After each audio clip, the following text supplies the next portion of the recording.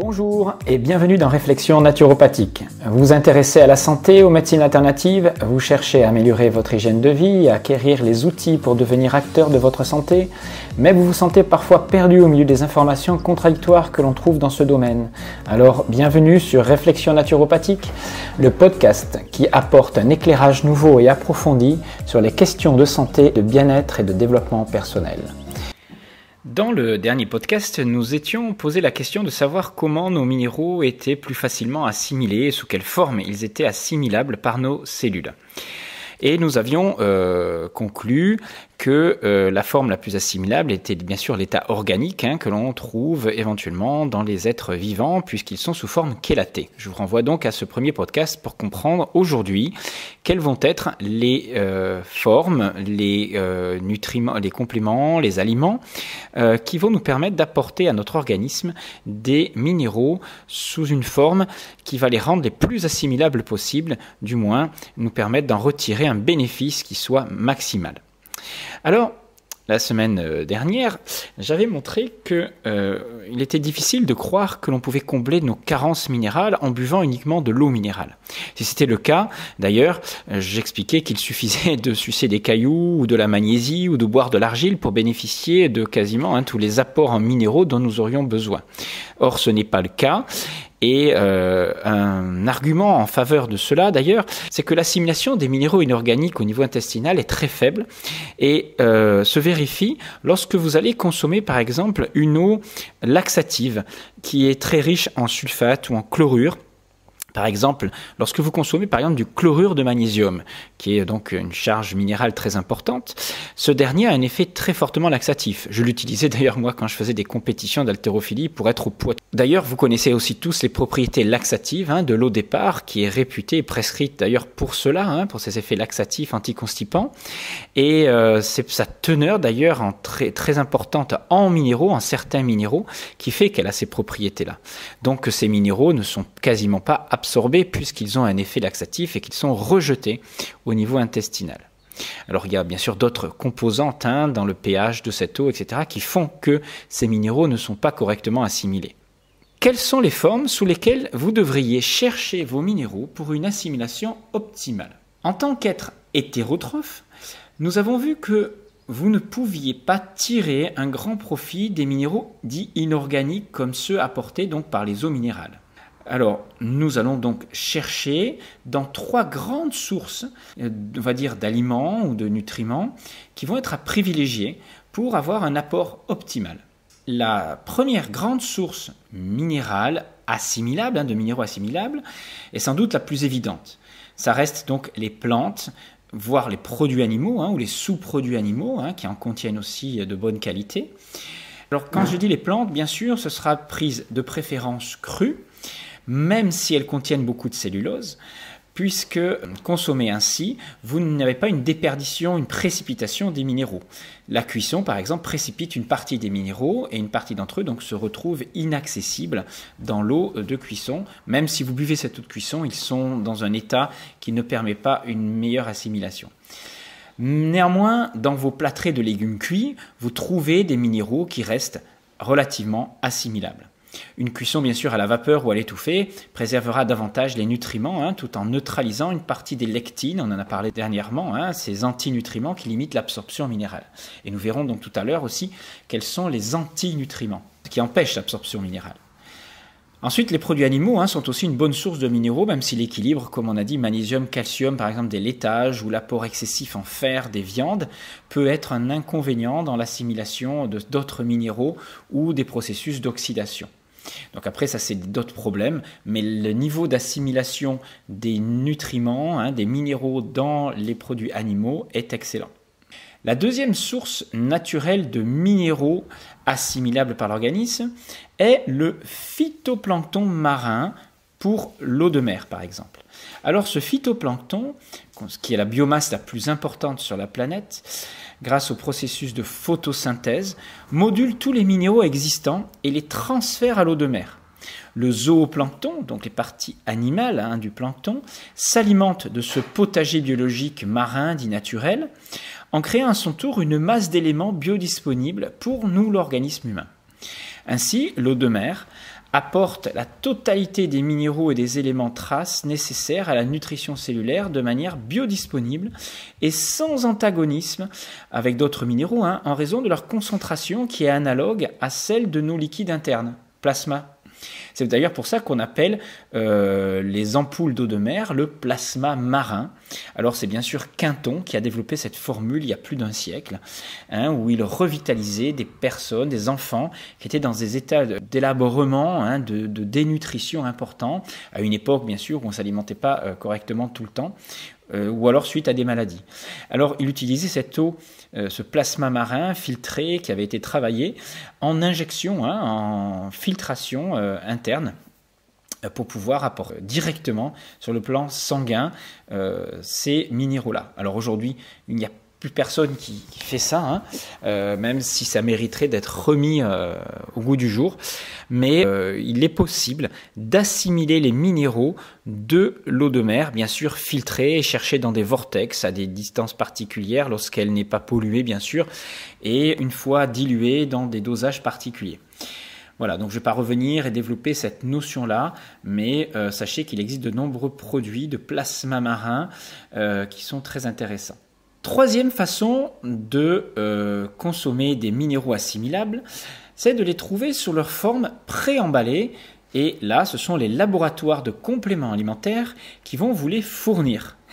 Néanmoins, attention, on ne trouve pas de forme toujours bien assimilable dans ces compléments. Pour que ces compléments vous apportent des minéraux qui soient assimilables, il faut qu'ils soient sous forme chélatée et que le chélate, l'acide aminé qui va être utilisé, donc qui est le transporteur qui va permettre le passage du minéral du milieu extérieur vers l'intérieur de la membrane cellulaire, donc pour que la cellule puisse l'utiliser. Il faut donc ce chélateur doit avoir des composantes, des aspects particuliers. Il doit fournir une liaison suffisamment forte pour maintenir ensemble le minéral et le chélateur pendant sa traversée donc de l'estomac, dans un premier temps qui est un milieu très acide. Ensuite, il doit permettre la création d'un chélate minéral avec une charge électrique nulle pour que l'ion minéral encastré dedans puisse être attiré par les villosités intestinales à un degré suffisant pour permettre son assimilation dans la circulation sanguine.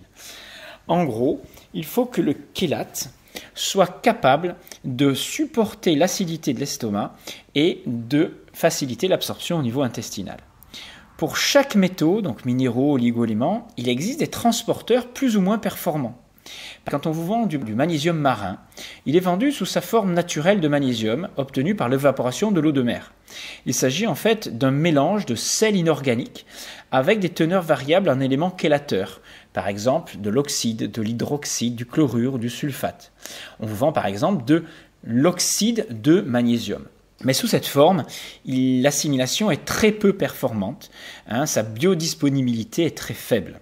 Par contre, vous trouvez des sels organiques solubles sous forme par exemple de citrate, de lactate ou de gluconate, ou alors encore mieux, des complexes organiques solubles qu'on appelle des glycinates ou du bicyglinate, qui est sans doute la forme pour laquelle le magnésium sera le mieux assimilé par notre organisme. Donc ça, les laboratoires le savent et ils associent généralement des transporteurs de qualité pour faciliter donc bien sûr cette assimilation. Mais attention, ce n'est absolument pas toujours le cas et certains laboratoires vont vous vendre de l'oxyde de magnésium en vous disant que ça vous apporte tout le magnésium dont vous avez besoin. Mais on ne sait pas ce qu'il devient dans l'organisme. Pour le zinc, par exemple, ou le calcium, on le trouve sous sa forme pidolate, carbonate par exemple, qui est une forme plus faiblement assimilée. Mais par exemple pour le zinc, le pidolate de zinc ou le gluconate de zinc restent des formes très correctement assimilées. Donc renseignez-vous sur l'élément chélateur et sur sa capacité à correctement transporter ces nutriments. D'autre part, dans la nature, on trouve des antinutriments. Donc plutôt que d'essayer d'aller chercher des éléments riches en minéraux pour vous dire que vous avez une bonne minéralisation, faites attention à toutes les sources de déminéralisation ou du moins les aliments qui vont, ou les molécules étrangères, on verra, qui vont limiter l'assimilation et à leur tour donc chélater les minéraux et les empêcher de passer la barrière intestinale. Alors parmi les plus connus, les antinutriments les plus connus, vous avez ce qu'on appelle l'acide phytique ou l'acide oxalique, que l'on trouve dans des aliments très riches en fibres d'ailleurs, et d'ailleurs aussi en minéraux, qui vont réduire l'absorption des ions métalliques par réaction de précipitation. Ainsi, quand vous ingérez des grandes quantités de céréales complètes ou de légumineuses, qui sont, je parle surtout pour les céréales très riches en phytates, vous entraînez une décroissance importante de minéraux comme le calcium et le zinc. Ce qui est dit de l'acide phytique, par exemple, s'applique aussi à toutes les substances capables de former des sels insolubles, avec des cations, des minéraux négatifs. Mais le calcium, le zinc, le magnésium, le manganèse et le fer réagissent tous avec les ions phosphate pour former les produits insolubles. Ainsi, une précipitation importante de phosphate de fer pourra provoquer une anémie, alors que l'on a affaire à un excès de phosphate et non à une carence en fer. D'ailleurs, attention à tout ce qui est nitrite, tout ce qui est phosphate, tout ce qui est donc pesticide, tous les éléments qu'on va trouver dans la culture non biologique, la culture intensive, qui sont des chélateurs très importants. Au niveau de l'alimentation industrielle, une publication scientifique allemande a tiré la sonnette d'alarme en 2012 sur les phosphates inorganiques. Vous savez, tous ces E338, E339, E340, ça c'en est 3, mais il y en a plus, qui sont utilisés comme additifs alimentaires, ils sont responsables d'une faible densité osseuse, car le phosphore précipite le calcium et réduit son absorption. Donc les phosphates sont vraiment des chélateurs, si vous voulez, ils vont précipiter les minéraux et entraîner une déminéralisation importante du corps. Alors les phosphates, ils sont cachés un peu partout dans l'alimentation industrielle, dans toutes les chaînes de restauration rapide, dans les sodas, dans les fromages fondus, dans les nuggets. C'est un déluge d'additifs à base de phosphore que vous trouvez là. C'est pour ça que, bien sûr, l'alimentation industrielle, j'espère que vous l'avez déjà abandonnée depuis longtemps. Deuxième aspect qui va limiter l'assimilation, c'est le milieu dans lequel vos nutriments vont passer au niveau de l'estomac. Et on va voir que l'acidité, le niveau d'acidité de l'estomac et ensuite au niveau intestinal a de l'importance. De manière générale, plus le milieu intestinal est alcalin, plus l'absorption des minéraux se trouve réduite. C'est-à-dire que s'il nous manque de l'acidité au niveau de l'estomac, et c'est le cas chez certaines personnes âgées en particulier, la consommation en particulier de médicaments hypoacidifiants au niveau digestif, je parle surtout des inhibiteurs de la pompe à protons, mais il existe aussi des médicaments qui sont très agressifs pour la muqueuse de l'estomac, en particulier les anti-inflammatoires à INS, mais même les antibiotiques perturbent la flore et l'équilibre des muqueuses tout le long du système digestif. Tout cela peut avoir une répercussion sur l'assimilation minérale et la dénutrition minérale. La consommation aussi d'une eau très fortement alcaline, c'est-à-dire un pH qui serait supérieur à 7,3, 7,4, est aussi un pur non-sens du point de vue de l'absorption des minéraux et ne devrait se faire que sur une très courte période et en aucun cas de manière régulière sur une longue durée. Je vous invite donc à regarder le niveau d'alcalinité de vos eaux et de les prendre toujours inférieurs à 7,1, 7,2. L'idéal est même une eau légèrement acide, autour de 6,8, 6,9.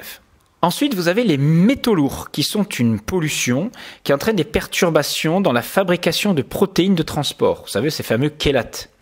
La présence de plomb inhibe par exemple l'action du zinc. Une anémie peut aussi très bien être liée à une intoxication par le plomb. Alors bien sûr, j'exagère là, mais un simple fait d'avoir trop de plomb dans l'organisme, même si ce n'est pas un niveau d'intoxication important, va limiter l'absorption d'autres minéraux. D'autre part, il existe des interactions entre minéraux qui vont interférer sur l'absorption intestinale, par exemple de cations, d'ions négatifs, et la présence ou l'absence de vitamines peut aussi influencer fortement l'absorption des minéraux. Vous savez tous, par exemple, que la vitamine D est nécessaire pour pouvoir absorber correctement le calcium. La vitamine C, elle influence l'absorption du fer. Donc, quand l'on cherche à combler une carence en minéraux, il est important d'amener aussi des vitamines. Et c'est pour ça que il est très difficile de se supplémenter en apportant qu'une vitamine ou un minéral comme ça, parce que vous avez entendu dire que le zinc était important aujourd'hui, on va prendre du zinc en gluconate uniquement. Or, il existe des interactions incroyables entre les vitamines, les minéraux, des effets de synergie, des effets d'opposition qui font que la nature ne propose jamais de minéral ou de vitamines comme ça isolées. Par rapport à toutes ces données, qu'est-ce qu'on peut en faire aujourd'hui ? Déjà, préférez chercher vos minéraux dans des aliments vivants, colorés, concentrés, ce qu'on appelle des super aliments, comme les jus de légumes, mais aussi des aliments qui soient digestes. Attention à ne pas surconsommer des aliments qui vont apporter des lectines, comme on en a déjà dit, d'excès de lectines qui vont limiter l'absorption de minéraux. Vous savez que les lectines se fixent sur certains récepteurs et ont des effets anti-absorbants. Les phytates, comme on a dit tout à l'heure, donc faites attention à la surconsommation de céréales et de légumineuses. C'est là où on en trouve le plus, même lorsqu'elles sont cuites. Allez préférer chercher vos minéraux dans ce qu'on appelle des super nutriments, des super aliments, comme des algues marines, des jus de légumes, on l'a déjà dit, des coquillages, qui contiennent énormément de minéraux très assimilables. Je pense aux huîtres, aux moules, crues, etc. Le pollen frais aussi, par exemple, etc. Il existe donc pas mal de super aliments intéressants. Alors attention, moi je ne suis pas pro spiruline. Je trouve que la culture de spiruline, c'est une algue d'eau douce. Même si elle contient pas mal de minéraux, la quantité apportée au prorata de ce que vous allez consommer n'est pas très très importante. Voilà. Et je trouve que le produit est cher par rapport à ce qu'on vous propose, même s'il peut dépanner certaines personnes dans certaines situations. J'espère avoir été un peu éclairant sur cette notion d'assimilation ou d'anti-absorption de ces minéraux. Et voilà, j'espère que vous en ferez bon usage. Je vous remercie pour vos commentaires, vos encouragements. Si vous voulez aller plus loin dans la connaissance en naturopathie et sur les compléments alimentaires, là par exemple, sachez que je propose des séminaires régulièrement que vous trouverez donc sur le site alsacenaturo.com. Je vous dis à très bientôt pour de nouveaux podcasts.